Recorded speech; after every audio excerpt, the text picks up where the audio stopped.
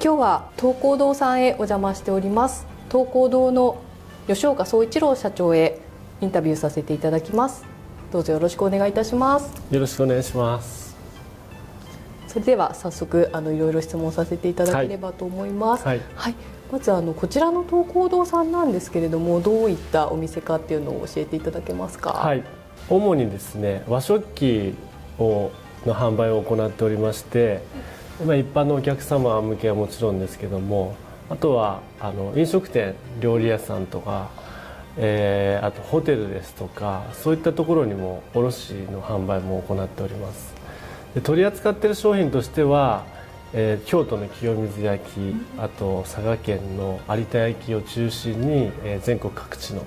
商品を取り扱っています。はい、わかりました。ありがとうございます。吉岡社長は3代目でいらっしゃるかと思うんですけれども、東光堂さんの創業から今までの、成り立ちというか、どういった形で引き継がれたかっていうのを教えていただいてもよろしいですか？このお店はですね、私の祖父が、昭和11年1936年に創業しました。でその後、場所をちょこっと、戦争の最中だったりとかは少し移動したんですけども、拠点をこの赤坂という土地に構えて、で、1959年だったかな、に宮内庁御用達というのを拝命してですね、で同時に昭和天皇の御所であった吹上御所が完成した時に器のご用命をいただいて、納入させていただきました。でその後、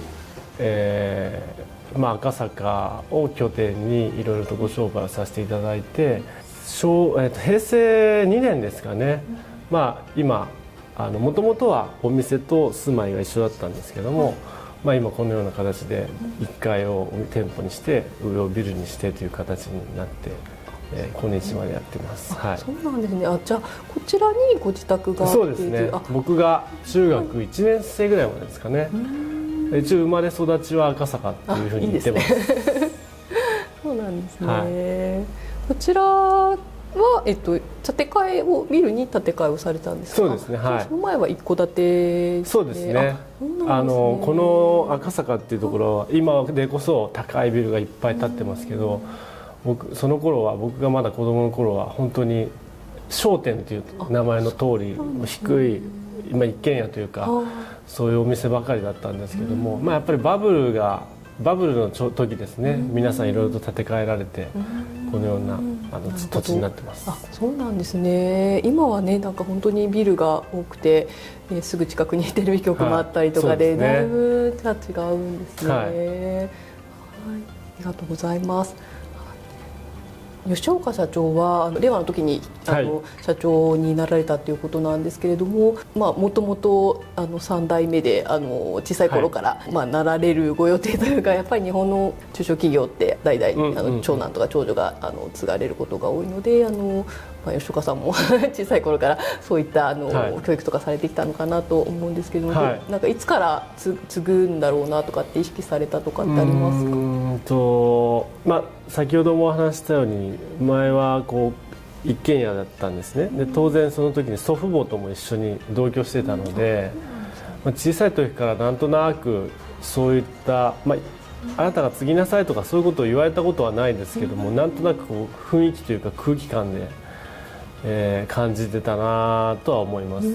ただじゃあ両親が同じことを言ったかっていうと、両親も全く継ぎなさいとかそういうことを言ったことがなくて、なんとなく自分の中であったものが義務感でも何でもなく、なんかスッとそういうもんなんだなっていうふうな形で自分の頭の中にあったんで、タイミングを見て入ったっていう感じですね。そうですね。家業だから継ぐのが当然みたいな形で、小さい頃からそうですね。ご両親とか祖父祖母の、おじい様おばあ様の姿を見て、自分も将来はこういった形になるみたいな感じで。そうですね。やっぱりあとその客商売、お客様相手の直の物を販売するっていう商売仕事っていうものに対してもやっぱ興味関心はずっとあったんで、はい、その辺が合致して、いいタイミングで戻らせてもらったって感じですよね。そうなんですね。吉岡さんって海外にも留学、はい、そうですね、大学こちらで卒業してから少し2年半約3年ぐらいですかね、行かせてもらって、でその時にこう向こうの方っていろいろと日本のこと興味持って質問するじゃないですか。いろんな文化のこともそうだし、生活のことも政治のことも、でその時に自分の中でこう答えられないことがすごく多くて、でその中にやっぱり和文化っていうのもあったんですよね。でよく考えたら自分の実家の仕事、家業はそういったものをに通じてるっていうのがあったんで、実際自分が将来こう会社を継いだ時にはその辺継ぐまでにそういったことを勉強して、で継いでからもよりそういうのを深く知って、海外の方たちに直接伝えるような仕事ができたらいいなっていうのはずっと思ってましたね。そうなんですね。留学されてたのはアメリカですか？アメリカです。はい。そうですよね。結構アメリカだと禅とかってすごいブームというか、長くだと思うんですけど、皆さんすごく興味ある方多いと思うんですけれども、なんか質問とかってどういう質問が多かったんですか？それこそ本当にまだ侍いるのかっていう話から始まってこっちがと思うようなことも聞かれましたけども、実家の仕事がこういう和食器を販売してるんだって話をした時に食文化のこととかよく聞かれましたよね。今でこそ向こうではお箸をちゃんと使う外国の方すごく多くなりましたけど、そのお箸の使い方どうやるんだとか、なんで日本人はこう器を手に持って食べるんだとか、そうですよね。そういったことを、ただそういうのも聞かれた時はどうしてだろうって疑問にも思ってはないじゃないですか。そうですね、当然それが、当たり前で育ってますよね。彼らの質問を受けたことによって自分がこうそれを調べる知るっていうきっかけになったってことはすごく良かったなと思います。そうですよね。あれですよね、日本ってやっぱりその器を持って食べるっていう文化があると思うんですけど、海外って、欧米って大体置いたままですよね。持ち上げると逆になんかちょっとそうですね、マナーにっていうふうに言ってますよね。で一つ面白い話があって、日本人って手先器用っていうじゃないですか。でそれはその食文化にあって、今話しているようにこう日本人でこうお茶碗だったりお味噌汁のお椀だったりこう手に持って食べますよね。でそれを基本的に1日3回やるじゃないですか。3回の食事で。そうですね。で器もちょっとずつ違いますよね。でそのなんかこうなんとなくちょっとずつの重さをこう左手であったり右手で持つことによって手先の感覚が研ぎ澄まされる。だから日本人は手先が器用な民族だっていうのをちょっとある人から聞いて、納得なるほどなと思いました。そうですよね。なんか器って本当に形が一つ一つ違うと思うんですよ。今日はちょっとご用意いただいているこういった湯飲みとかもこちら何焼きですか？これはね、はさみ焼きって言って長崎の、いいですか？触っていただいて失礼します。これはちょうどこの今少しインバウンドが戻ってきてなんですが、外国人の方がすごく好まれるデザインですよね。これ手であれですか？手びねりでしたっけ？なんですかね。これ自身は手作り風に作ってるんですよね。そうなんですね。なんか凹凸が凹凸があることによってこの手に馴染んで滑りにくいっていう。なるほど。滑りにくいっていう特徴もあるんですね。でこの模様は全部手書きで描いてるんで、こういうなんかちょっと斬新な雰囲気が海外の方には合うんじゃないですかね。確かになんか海外ではあんまりないですよね、こういったものっていうのは。面白いですね。ありがとうございます。こちらも同じですか？そうですね。デザイン違いです。はい、そうですよね。こっちはちょっとまた円になってて、モダンな感じがしますね。おじい様の代に、宮内庁から拝命されたっていうことなんですけれども、なんかいきなり拝命とかどういう経緯というかなんかいきさつみたいなのを教えていただいてもよろしいですか？はい、なんかいろいろな話があるんですけど、赤坂御所が近くにありますよね。はい、ありますね。なんで昔はさっきお話したようにこう商店街、いわゆるこう御用聞きの方っていうんですかね、がお買い物されることもやっぱ多かったみたいで、そういう中でこう目に留めていただいてそういうことになったんじゃないかなっていうのは聞いてるんですけども、はい、じゃあ、ここにお店があるっていうのを宮内庁の方がご存知で、素敵な器があるからじゃあこちらのものを使わせてもらおうっていうような形で、そうなんですね。そうですね、はい、じゃあなんか元々の知り合いがいらっしゃってとかそういうのではなく、そうですね、器が良かったからっていう、もう宮内庁御用達っていう制度自体は今はもうないんですよね。名前だけはありますけどその制度自体はもう廃止されてるんで、でやっぱりその許可を得るのは、審査がなかなか厳しい審査があったということだったんで、多分ただ紹介がいるとかそういう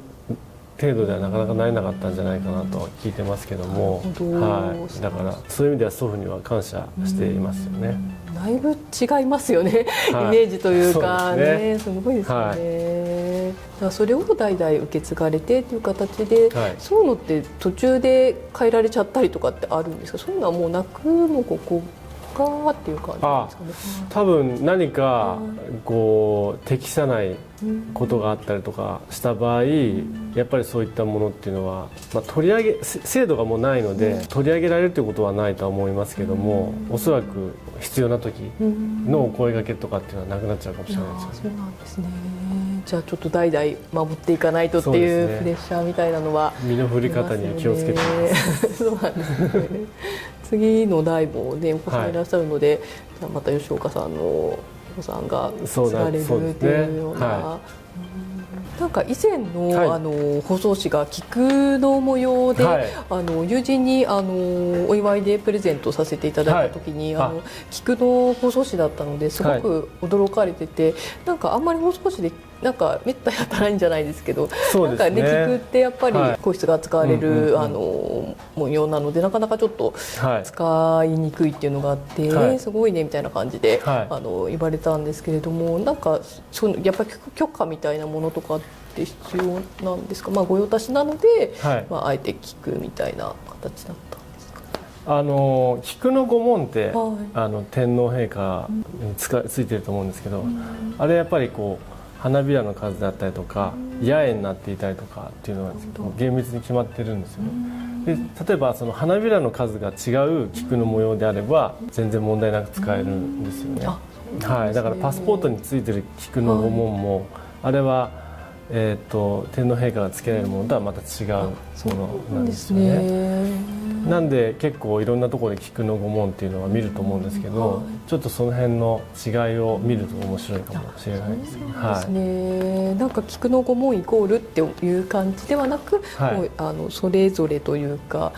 違うものなんですね。今また放送紙一新されて、こちらの、放送紙かと思うんですけれども、こちらのお花は何の？これはですねボタンなんですよね。でちょっと小さいんですけど、この花瓶がうちの祖父が作ったロゴマークなんですよね。でその中にこのボタンがあしらってるんですけど、この、デザインはそのままにして、このボタンだけを抜いてこうやってちょっとランダムにあしらってるんですよ。で祖父は結構、菊もそうなんですけどボタンがすごく好きで、なぜかというとボタンって百花の王って百の花の王様っていうので、すごくこう高貴なお花の一つなんですよね。なので、菊も良いんですけども、今回はこのボタンにして、このようなデザインにしてみました。少しちょっとこうモダンな雰囲気も合うので、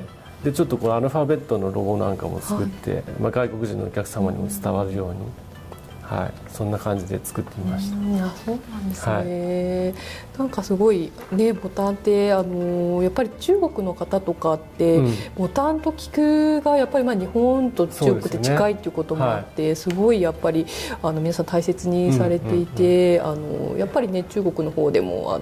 王様とかそういう昔からね、宮廷内で飾られるのってボタンとか菊っていうのが多いですよね。そうですね。わかりました。ありがとうございます。はい、こちらもねインバウンドで海外のお客様が来られることが、多いと思うんですけれども、国とかでいうとどのあたりの方がいらっしゃるとかありますか？そうですね、オーストラリアから来る方がすごく多いですね。はい、今ちょうどインバウンドが戻ってきて頻繁にいらっしゃいますけど、聞くと大体オーストラリアが多いですかね。免税での対応するじゃないですか、その時にパスポートをもらいますね、ご提示していただくんで、その時に国が分かるじゃないですか。そうすると大体オーストラリア、あとは、中国の方もいらっしゃいますけど、本土からじゃなくてシンガポールからとか。そうなんですね。はい、意外と南の方から来る方が多いかなっていう印象ですね。はい、面白いですね。でもなんか確かに私もこの間伺ったらオーストラリアの方とおっしゃってた方がいらっしゃったので、確かにそうかもしれないですね。今なんか海外の方に人気のなんか商品とかってありますか？先ほど手に取っていただいたこのようなちょっと手作りの感じのものですよね。でこれ土でできてるんで、いわゆる陶器っていうのは向こうにあまりこういう形じゃないので、が人気だったりとか、あとこれが有田焼なんですけど、この牡蠣もそうですけど、ちょっとメタリック調なデザインがすごくあちらの方たちには刺さるみたいで、これ焼き物だっていうと皆さんびっくりするんですよ。あ、そうなんですね。何に見えるんですかね。なんかメタルで作ってるのかとか。ここの部分、これはねプラチナをの上薬をかけてるんですよ。だからもう完全に全部陶器なんですけど。確かにそうですね。陶器ってちょっとパッと見た感じだとそうなんですよ。なかなか分かりにくいかもしれないですよね。これデザイン色味も豊富にあるので、海外の方もそうですけど、日本の方もよくプレゼントとかで使っていただきますね。なんか有田焼っていうと私のイメージだと結構なんていうんですかね、模様が華やかな模様をイメージしてるんですけど、なんかこちらの有田焼となんか違いとか焼き方自体は同じなんですか？基本的に焼き方は一緒ですね。こういう色にするいわゆる上薬っていうんですけど、それをいろんなメーカーさん窯元さんで研究して開発して新しい商品を作ってるところですね。そうなんですね。上薬を変えてこういう紫っぽいものだったり、緑色っぽいものだったりっていう色を出されてるんですね。焼き方自体は同じ。焼く工程っていうのはほとんど変わらないですね。ちょっと多少焼く温度を変えたりとかってありますけども、工程自体はそんなに変わらないんで。少し触らせていただいてもよろしいですか？ありがとうございます。すごいですね。なんかでもあれですね、指紋がついちゃうからなんか悪いのかなって思っちゃうけど大丈夫ですか？拭けば取れるんで。そうなんですね。すごいですね。なんかさらっとしてるっていうか、独特の風合いがありますね。素敵。で見た目よりも軽いと思うんですよね。そうですね、軽いですね。なんかお酒とか入れても良さそうですね。そうですね。ビールなんかも美味しく飲めると思います。薄いし、すごいですよね。ありがとうございます。海外の方もこちらのお店にいろんな方がいらっしゃるかと思うんですけれども、海外の方がよく買っていかれるものとかっていうのを、ベスト3形式で教えていただいてもよろしいですか？さっきご紹介したこのちょっとメタリック調の有田焼のカップですね。これは非常によく皆さん手に取られてお求めになりますね。はい。やっぱり色がいいんですかね。そうですね。すごく海外の方が好きそうなお色ですよね。あとはそうですね。こういったお椀漆器も扱ってるんですけど、これ山中塗り、石川県の山中塗りって言ってすごい艶がありますね。いいですか。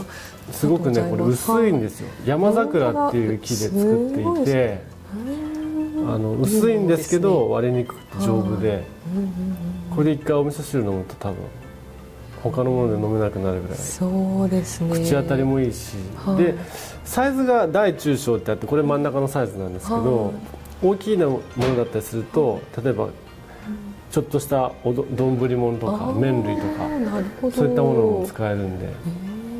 海外には漆器っていう文化がないので、やっぱ皆さんすごく珍しがって買われますね。そうですよね。あんまり乾燥してる国だったりするとちょっと手入れが大変だと思うんですけど。そうですね。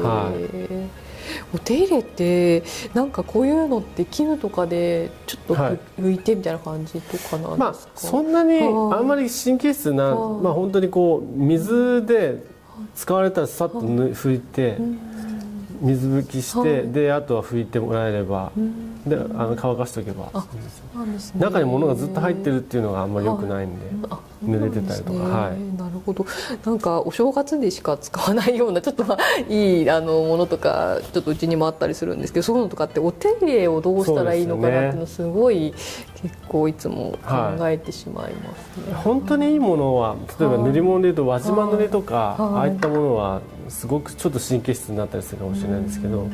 山中塗りはその輪島塗りに比べて塗りの回数が少ないんです。なのでこうやって木の地肌が見えるんですよ。なるほど。そうですね。輪島塗りは厚く塗るんで、それでこう照りというか、あれが良さじゃないですか。だからそのどちらもお好みですけども、でもやっぱ漆器の手入れが大変というのは皆さんよくおっしゃいます。そうですよね。なんか一度スポンジでこうなんか洗ってるうちになんかちょっと結構いいのだったら剥げてきちゃって、なんかもったいないと思って、なんかねしっかり手でっていうか、あんまりそういうなんかしたりとかしないで、本当に水洗いっていうかさっとやるのがいいんですかね。そうですね。たまにずっとお母様、おばあちゃまから受け継いだお重があって、これ壊れちゃったんですとか剥げちゃったんですって言ってお持ちになる方いて、そういうのはうちの方で預かって産地の方に送るときれいに修復してそういうのもやってくださるんですね。素晴らしい。ちょっと何かあった際にはぜひお願いします。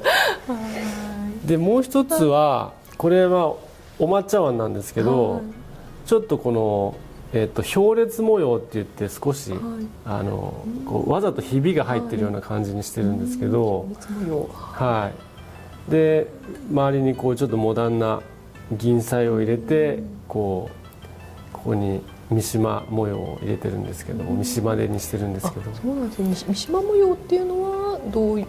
このお花のこれをこうハンコみたいなので押していくんですよね。なるほど。それを三島模様っていうんですね。これは一応菊の模様になってるんで、これもすごくお抹茶が入ると綺麗な色味になって、で海外の方だとこれをちょっとカフェボールみたいな感じで使われる方とかもいるし、いいですね。ありがとうございます。すごいいいですね。結構手に馴染む感じで。貫入とはまた違うんですか。貫入、そう同じですね、技法としては。そうなんですね。なんかこういうのも日本独特なんですかね、こういう模様って。器ってこの焼く時、焼いた時に元々の大きさから2割ぐらい縮むんですよね。そんなに縮むんですか。でその収縮性を利用してわざとこうひびをつけられるっていう技術なんですよね。そうなんですね。2割も縮むんですね。そうなんですよ。じゃあ結構大きく作らないとあれですよね。本当に小さいものになってしまったりとか。面白いですね。そういう窯元とかにも行かれたりされるんですか。そうですね。やっぱり行って勉強も兼ねて、あと新しいものを仕入れるためにとかっていうんで、年に数回ですけども行ったりします。そうなんですね。わかりました。ありがとうございます。寺子屋忍者では茶道や華道を三田工房寺さんっていう寺の方で教えているんですけれども、やっぱり海外の方がいらしてくださったりとか、大使館の方とかいろんな方が来てくださってるんですけれども、これから寺子屋忍者の YouTube 自体も海外の方へ発信していきたいと思ってるんですね。中国語と英語と日本語字幕を見られるように設定をしてるんですけれども、多分こちらのYouTube も海外の方にご覧になっていただいていると思うんですけれども、何か海外の方へのメッセージみたいなものがあれば教えていただけますか？そうですね、非常に今日本の文化がお好きな海外の方が多いので、いろんなところで、観光されていると思いますけども、さっきもちょっとお話ししたように日本の食文化って独特なものがあるので、それを楽しむための道具としてこういった器があるので、もちろん花瓶のようなインテリアのものもありますけども、そういったものを自分の国と違う器で自分の国の食事を食べたりするとまた違う楽しみ方があると思うので、すごく豊富な種類ありますから、そういったものを見に来るだけでもね楽しいと思うんで、かなり楽しいですよね。来ていただければと思います。なんかね、結構海外の方ってかっぱ橋とかに行かれる方も多いってお聞きしますけど、ああいうところってやっぱり、いいものももちろんありますけど、そんなに価格的にそこまで高くないもので、お手頃なものが多いと思うんですけど、こちらとかってなんか本当に美術品みたいな形でもあるし、なんかやっぱりね、さっきの山中塗りとかも全然ちょっと違うなっていう、その辺のねなんかところで売ってるものとなんかちょっとなかなかね映像からだと分かりにくいと思うんですけど、照りだったりとかね、本当に薄さだったりっていうのが全然違うなって思いますので、やっぱりねいいものに触れたい方とかはね、いろいろなんか来ると楽しいところですね。わかりました。ありがとうございます。では私ももう何年前ですかね、だいぶ経ちましたかねなんかお知り合いにならせていただいて、で最初やっぱり結構私器とか好きなんで、結構気になってはいたんですけど、やっぱりなんかちょっと一人で買いに来るってなんかちょっと値段もわからないですし、ちょっとなんか気にはなってるけどっていう感じで結構時間が経ってしまって、で先輩になんか行かれる方がいらっしゃって、ついでにじゃないんですけど一緒になんか来させていただいて、こういう感じなんだと思って、それからいろいろこちらでも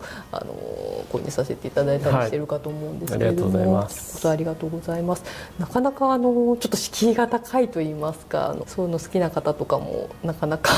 入りにくいっていうのがあると思うんですけれども、なんかそういう、意識されてることとか、何か初めての方になんかアドバイスというか、何かあれば教えていただけますか？どうしてもこのお店の作りから入りづらいっておっしゃる方多いんですけど、実際お店に中入っていただいて、器を見ると、まず値段っていうと意外と皆さん思ったよりも買いやすいっていうふうにおっしゃっていただいて、やっぱり入られたら、うちだけに限らずこういうところ来たら皆さん手に持ってほしいんですよね。で自分が想像している重さとよりも大体軽かったりするんで、そうするとそこでまず一つ驚きがあって、でじゃあ実際それを毎日日々使うとなると使いやすいわね、これやっぱどうしても重いものだと敬遠されがちになっちゃうじゃないですか。であとうちの商品の取り扱いの特徴としては、これ祖父の代からなんですけど、例えば有名な作家さんいますよね、焼き物でも、そういう人たちのものは基本的に扱わないようにしてるんです。そうなんですね。よくそういったものを買い求めにいらっしゃいますけども、なぜかというとその名前があると、その名前だけで一定の値段がまずできちゃいますよね。その物がどうであっても。それってやっぱりお客様にとってはメリットではないので、であればちゃんと窯元で職人さんたちが作った、もう量産しているものでもいいので、一つ一つ丁寧に作ってくださっているものを取り扱うように、要するに品物本位で品揃えをしてるというのが特徴ですので、そういったものも来て体験していただければいいかなというふうに思います。そうですよね、なんか私も本当に手が出ないようなものしかないんじゃないかなと思って最初来る時結構ドキドキしたんですけど、なんかね本当に手に取りやすいものとかからあって、もういいですよね。ありがとうございます。そうしましたら日本の方に人気のある商品を教えていただけますか？まずですね、このすごく存在感のある黄色のお皿があるんですけど、うちでオリジナルで作ってるんですけど、これ8寸なんで24センチあるんですね。でこれがやっぱり黄色のお皿って意外とあるようでなくて、今ここに置いといても分かるんですけど、多分1枚あっただけでもすごくテーブルでのアクセント、存在感になるんですよね。でこういう形状なので、例えばお肉料理でもいいし、お魚焼き魚でもいいし、でちょっとこう笹の葉とか何か1枚敷いて置くとお寿司とか乗せてもすごく映えるんですよね。でこういう黄色とか赤とかって暖色系はこう食欲を増すっていうふうに言われてるんで、毎日出すとくどいかもしれないですけど、たまにこういったものをテーブルに出すとまた楽しい食事の時間になるんじゃないかなというふうに思います。そうですね、すごい存在感というか華やかになりますよね。そうですね、なんか私カルパッチョとかイタリアンとかも合いそうかなって、そういったものもいいです。あとサラダとかパスタとかも全然合いますんで。なんか以前にブルーの有田焼のお皿をちょっとこちらで購入させたものを知り合いの方にプレゼントさせていただいたんですけど、その方すごいイタリアンが好きな方なんですけど、結構ブルーとやっぱイタリアンもすごい合うみたいで、結構なんかいろいろ何にでも使ってるっておっしゃってたので、すごいなんか岩だけにこだわらず何にでもというかいろいろ使いますよね。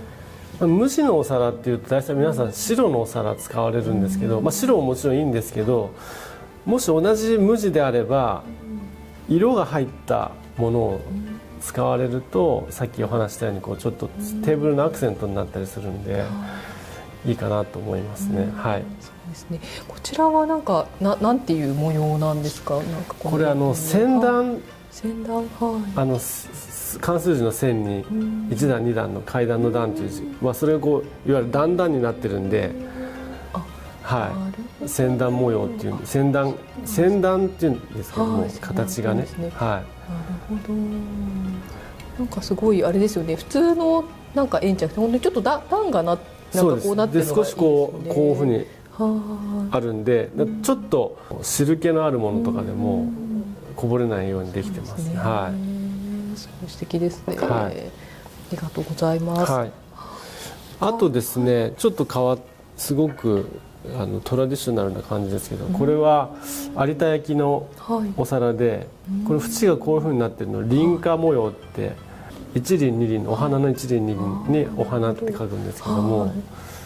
で真ん中に福の文字が入っていて、もう文字通りおめでたいお皿なんですけど、これもねちょっと真っ白じゃなくて少しくすんだ感じになってるんですよね。だからちょっといわゆるこう以前の昔の器をあえてもう一回作ってるような、で少しこういう途中にこう黒い点があるんですけど、これもこの、染付って言って、この青い柄を描く時の、絵の具がこうちょっと飛んでるんですよね。でこれもわざとこれも味わいとして作っていて、これも結構お料理好きな方とかはよく買っていかれるんですね。お刺身なんかこれで盛ったりすると、ここにこう何か食材があって食べた後に福の文字が出てくるっていうと、ちょっとおめでたい、嬉しい感じになりますよね。おしゃれですね。ちょっといいですか、拝見させていただいても。ありがとうございます。でもなんか確かにそういう筆のねなんか飛んだのってなんか伺うとなるほどっていう感じがしますね。なんか知らないとなんかあれっていう感じがねしちゃいますけど、その話を伺うと、なんかこれもなんかますますよく見えてくるというか、なんかいろいろとあるんですね。ありがとうございます。もう一つご紹介すると、まあいろいろあるんですけど、例えばマグカップで面白いのが、これちょっと水玉模様で可愛らしい感じなんですけど、これ形がね四角いんですよ、ね、こうやって。あ、本当ですね。でこういうのって多分ないと思うんですけど、この四角くなってるんで、飲み口のところがすぼまってるんで、飲み物がスーッと入ってくるんですよ。なるほどですね。なんで例えばちょっとご高齢の方とか、お茶だったりコーヒーが好きな方とかで、ご高齢になるとやっぱりこう手元がおぼつかないっておっしゃる方多いんですよね。でそのためにこうちゃんと手もついてるマグカップなんで、プラスさっきお伝えしたようにこう飲み口が入ってきやすいんで、飲み物を美味しく飲めるんじゃないかなと思います。なるほど。やっぱりありがとうございます。こういう四角い形をしているものっていうのはこういうところから飲むんですか。そうですね。マスとかもやっぱりそうですか。そうですそうです。多分同じことだと思います。はい。そうですよね。この辺とかから飲むっていうのはちょっと邪道というか、これに関して言えば別に大丈夫だと思うんですけど、形手がここについてるんで飲みにくいと思うんですよ。確かにそうですね。こっちだとそうですよね。なんか回さなきゃみたいになっちゃうので、確かにここが一番飲みやすいですよね。なんかいいですね。こう見た時に中にちょっと模様が入っているのもすごく可愛らしいですね。わかりました。ありがとうございます。こちらは何焼き？これはね有田焼きですね。これも有田なんですね。有田ってかなりいろんな種類があるんですね。これも有田で、ね、先ほどのも有田でって。有田は一番産地としても大きいので、こういろんなデザインだったり技法を使って新しいものを作っていますよね。そうなんですね。私もすごい有田好きです。なんか華やかな感じがして、なんか結構いいというか、なんていうんですかね。なんかすごいテーブルが華やかになりますよね。わかりました。ありがとうございます。はい。コロナで結構ね、なんかインバウンドもそうですし、うちも結構影響あったりとかしたんですけど、なんかそういう影響とかってありましたか？そうですね。やっぱりうちも飲食店に納めてるんで、やっぱり初めの頃はもともといただいていた注文とかも止まっちゃったりとか延期になったりとかでやっぱり困りましたけども、なんていうの、個人の方がやっぱり外食できないので自宅で食事をするじゃないですか。そうですね。その時に自分とこの食器棚を見たら、意外とうちこんなのしかないんだわっていうのに気づかれた方が多かったみたいで、オンラインでも受注してるんですけども、意外とオンラインストアからのご注文っていうのは結構いただいて、でそこで皆さん新しいものを買い足したり買い替えたりとかっていうことがされたんじゃないかなというふうに思いますね。そうですよね。なんか家の中のものを見直すいいきっかけにはなりましたよね。なんか皆さん買い替えるというか、なんかちょっと買い足すとかっていうとどのあたりからなんか買われることが多いんですか？器とかです、お茶碗とか。それはもう全然いろいろ問わず、もういろんなものが。そうなんですね。でもやっぱりいい食器使うとちょっとこう心が和むというか、やっぱりなんかね毎日使うものですし、いいものに触れてるといいですよね。で結構地方の方が多かったですね。あまり地元だったりとか近いところにそういったお店がなかったとかいうのもあって、皆さん調べていただいてお買い物していただきましたね。なんか SNS とかで見つけてとかですか？じゃなくてインターネットで？いろいろ、うちも SNS とかやってますけども、そういったいろんな方法でねたどり着いていただいたんだと思います。いいですね。ありがとうございます。清水焼きって、結構私すごい好きな、焼き物の一つなんですけれども、一番最初に清水をなんか清水って覚えてしまって、なんか間違えて清水焼きとかって思ってしまうんですよ。なんかでもそれを知り合いの方に言ったら、清水、京都だから清水寺とかもあって清水で、清水っていうと静岡じゃないですか。だから京都だから清水って覚えるといいよって言われて、確かにと思って清水って、その後に読み方をちょっと覚え直したっていうような形なんですけど、なんか清水寺とか、京都の清水とかって何か関係あるんですか？京都の焼き物っていうのは京焼きっていうのがあるんですよね。まず京焼きってすごく大きな京都で作ってるものは京焼って言われて、で清水焼っていうのは厳密で言うと清水寺の、下からこう坂が上がっていくとかのあの界隈で作られたものだけを清水焼って厳密に言うとそうなんですよ。そうなんです。まあでも今はその辺はもう少しこうアバウトになってますけども、はい、でもねその清水焼っていう話ですけど、全然うちにいらっしゃるお客様ですっごい器好きな方でも普通に清水焼って読む人いるんで、そうなんですね。いやこれは多分字を見たらどっちがメジャーかって言ったらやっぱ清水なんですよ、読み方としてね。清水って読むのは清水寺しかないので、そうなんですね。だからそれは全然恥ずかしがることもないし、僕も多分この仕事しなければ普通に清水焼って言ったなとそうなんですね思うんですけど、はい、でもやっぱり清水寺のあの辺りだから清水っていう焼き物なんですね。すごい勉強になりました。はい、なんか京焼きっていうと他になんか清水焼きの以外って何かあるんですか？粟田焼きっていうものもあったりするんですけども、基本的にはこう京焼き、清水焼きっていうと一つのこうある分野があって、でうちももともとはここにね書いてあるんですけど、こう京陶器って書いてあるんですけど、うちの祖父が始めた時は京都のものだけしか扱ってなかったんですって。なるほど。でいろんなお客様のニーズで有田焼とか他の産地のものも入れてるんですけど、基本的には京都のものがうちはベースでやってたので、当然お店に置いてあるものも京都のものは割合として半分ぐらいは占めてるんですよね。はい、なるほど、そうなんですね。京焼きもねすごい素敵なのいっぱいありますよね。何か清水焼きでおすすめというか人気のものとかあれば教えていただけますか？今の季節柄ですね、ちょっとこういったもみじがすごく綺麗に描かれた器ですね。これは尾形乾山っていう江戸時代の名工がいるんですけど、その人の写しなんですよね。なるほど。でこれよく見ると形がね松なんですよ。そうですね。で中に描かれてるのはもみじ。これいろいろなパターンがあるんですけども、ちょっと今こういう時期的になんでなんかやっぱり基本的に清水焼きは全部手作り、形も手で作って絵付けも手でやるので、この温かみが伝わるのとこう繊細さを見るのにすごくいいですよね。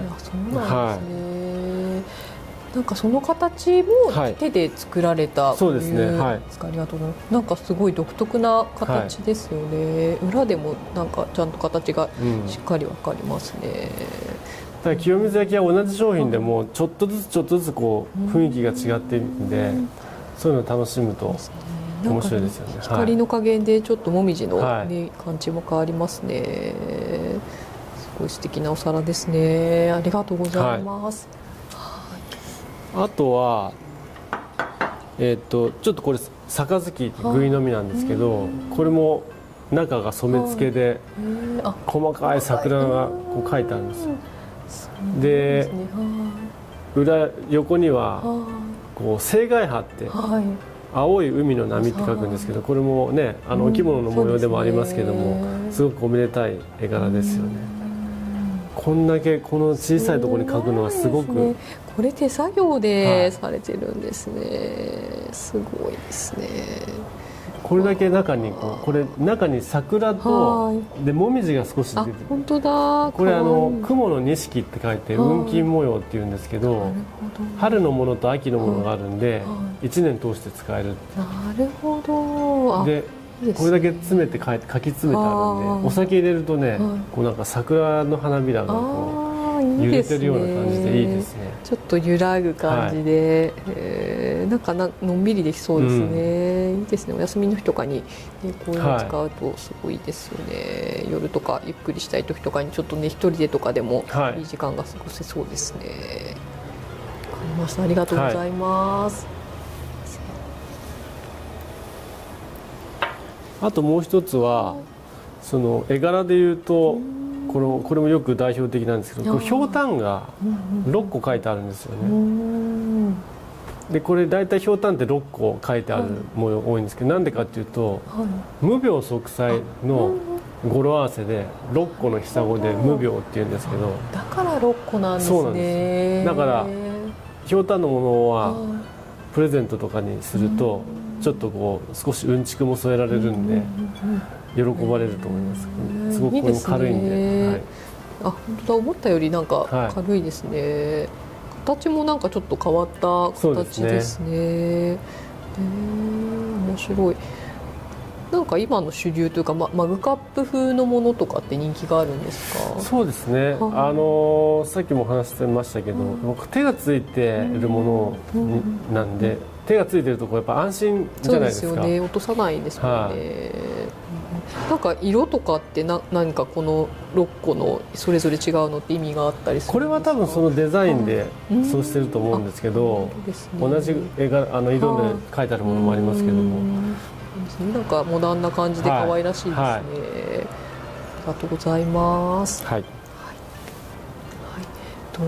まあ寺子屋忍者の方でもお花角をやっていたりとか、お花屋の方もやっていたりっていうので、結構花器とか自分でも持ってますし、いろいろちょっと貸し出しとかすることとかもあるんですけれども、すごい素敵な花器があるなと思って、こちら見させていただいてるんですけれども、こちらはどういったものか教えていただいてもよろしいですか？これも京都の清水焼で、清水焼なんですね。これ地が緑なんですよね。深い、かなり濃いモスグリーンっていうか、ちょっと時間が経ってるんで少しなんでもうちょっと濃く見えますけど、でこの模様もちょっと茶色いんですけど、元はねこれ銀なんですよ。あ、そうなんですね。銀彩でこう金じゃなくて銀なんです。だから少し酸化してるんでこういう色になってますけども、まあそれもまたね味わいで、これすごいのがこれ中も見えます。中も同じこういう模様が入ってて、これ多分筆とかでこうピャッとこうにやってるんですけど、京都の清水焼ってこう見えないところまで手が施してあるのがまた魅力なんです。普通ね花瓶ってこう刺して入れるから外だけ綺麗だったらいいっていう風になるけど、こう見えないところまでこう手を入れてるっていうのが特徴ですね。はい、素晴らしいですね。いいですか、ちょっと持たせていただいて、結構重量ありそうな、でもそこまでですね。すごい。なんかでもこれが銀っていうのがすごい新鮮でした。なんか色からするとね金なのかなって思いますけど、すごいですね。これってなんかちょっと酸化されてっておっしゃってたと思うんですけれども、元はもっと銀だったんですか？そうなんですね。じゃあ風合いも楽しめるっていうものですね。結構使ってるうちに抹茶碗とかも、お茶でだんだん色がちょっと変わってきたりとかするじゃないですか、そういうのもねまた風合いがあって面白いですよね。ちなみに銀彩はどうやったらもう色が戻るんですかってよく言われるんですけど、身近なところで言うと消しゴムでこうやってそうなんですか、優しくこすってるとちょっと色が戻ってきます。そうなんですね、なんかでも消しゴムで消すちょっと怖い感じしますよね。しっかり焼き付いてるんで大丈夫です。そうなんですね。なんか金食器とかもやっぱりね色変わってきちゃうんで磨くじゃないですか。そういうのはでも使ったらダメですよね。そうですよね。消しゴムとかでちょっとこすってあげるとっていう。あとは柔らかいのでちょっとこう拭いたりとかすると。そうなんですね。タイさんならこれに何をいけますか？これ何がいいですかね。でも結構大きいのでそうですね。何がいいですかね。でもなんか大きいお花が合いそうですよね。ユリだったりボタンだったり、そうですね。そういうのをちょっとしっかりこういけてあげるといいのかなと思いますね。はい。ありがとうございます。今日はお時間いただきました。ありがとうございました。ありがとうございます。寺子屋忍者では日本の方だったりとか、海外の方だったりとかって幅広く日本文化に興味はあるけどあんまり体験したことがないっていうような方にお越しいただいて、日本文化の良さだったりとか普段やったことがないけどちょっと体験してみようみたいな形でやってるんですけれども、どういうふうに日本の方で特に若い方とかってなかなか茶道とか華道に日常生活で触れることがなかったりとか、こういったものとかもそれに近いところがあると思うんですけども、やっぱり両親とかが興味がある方とかはやっぱりいいものとか使われると思うんですけど、なかなか、そういう環境にないとなかなかいいものを使おうとかっていうよりは、無印でいいかとかその辺のものでいいかとかっていう感じになってしまうと思うんですけれども、何かそういうどういうふうにしたらいいものとかその日本文化伝承していかないといけないようなものとかを広く若い方だったり海外の方とかに発信というか伝えられると思いますか？何かアドバイスとかがあればぜひお願いします。日本文化ってさっきも冒頭にちょっとお話ししましたけど、今やっぱりすごく海外で興味を持たれている方が多い。本当に今外国の方がたくさんこれからももっともっと日本に帰ってきた時に、僕の学生時代の話じゃないですけど、日本のことを聞かれることがすごく多い。でそれを知ってることがちょっとこういう言い方が正しいか分かんないですけど、かっこいいと思うんですよね。で茶道とか華道ってどうしてもやっぱり敷居が高いっていうイメージがあるんで、でもこの入り方っていろいろあって、多分太一さんもいろんな形でのクラスを作っていらっしゃると思うんですけども、なんで自分の入りたいところからそういう導入部分っていうんですかね、そういったものをいろいろと豊富に提供されると生徒たちも入りやすいじゃないですか。確かに、初心者向けのものだったり上級者のものだったり、海外の方でも取り扱いやすいものとか、そういった形でいろんなレパートリーをこちら側で持っていると、それに合わせて。そうですね、多分ね、習いたいと思ってる人ってすごく潜在的に習いたいと思ってる人ってすっごいたくさんいると思うんだけど、きっかけがやっぱり欲しいじゃないですか。そうですよね。でも何かやっぱじゃあ着物着なきゃいけないのかとか、道具持ってないしとかって多分いろいろと理由を見つけて皆さん控えてるんだけど、本当極端に言ったら手ぶらでも来て大丈夫ですよみたいなところからそういうレッスンをね提供されると、すごく皆さん気兼ねなくそうですね、来られるんじゃないかなと思いますけどね。そうですよね。確かにそういうの大事ですよね。やっぱり手軽で、来られるってやっぱり着物とかも私習いに行ったんですけど、習いに行く時にやっぱり会社とか、私自営業なんであまり関係ないですけど、わざわざ荷物を持っていくってすごく大変なので、そこで貸してくださって手ぶらで行けるところだったので、すごい通いやすいっていうのがあったので、確かにそういう通いやすい環境を作るっていうのは大切なことですね。それで太さんとか、先生を見て、私も着物着てみたいとかっていうふうな興味を持って、ちょっと初心者向けのお着物とか買ってみてとか、そういうところからだんだん自分のレベルを上げていけばいいんじゃないかななんて思いますけど。確かにそうですね。ありがとうございます。今日はお時間いただきましてありがとうございました。何かYouTube を見ていらっしゃる方にメッセージとかがあれば少し教えていただけますか？そうですね、今日はいろいろと器の話もさせていただいたんで、少しでも興味を持っていただければいいと思いますけども、太さんとの、こういう関係でいうと、広く和文化っていうところをね、どんなものでもいいんでちょっと皆さんかじるところから始めて、意外とそうするとハマっちゃうんで、そうですよね。どんどん分かってくると楽しくなってきて、どんどん知りたくなってきますので、意外と自分が当たり前だと思ってたマナーとか、どうしてこうなんだろうっていうのを調べるのって結構面白いんで、そういったもののきっかけになればいいかななんていうふうに思ってます。はい。そうですね。ありがとうございました。はい。東光堂さんの情報も説明欄に載せさせていただきますので、ぜひご覧いただければと思います。はい。本日はどうもありがとうございました。はい、こちらこそありがとうございます。皆さんいかがでしたでしょうか。今日は東光堂様へお邪魔させていただきました。このビデオが気に入っていただけましたら、ぜひいいね、チャンネル登録、お願いいたします。はい、どうもありがとうございました。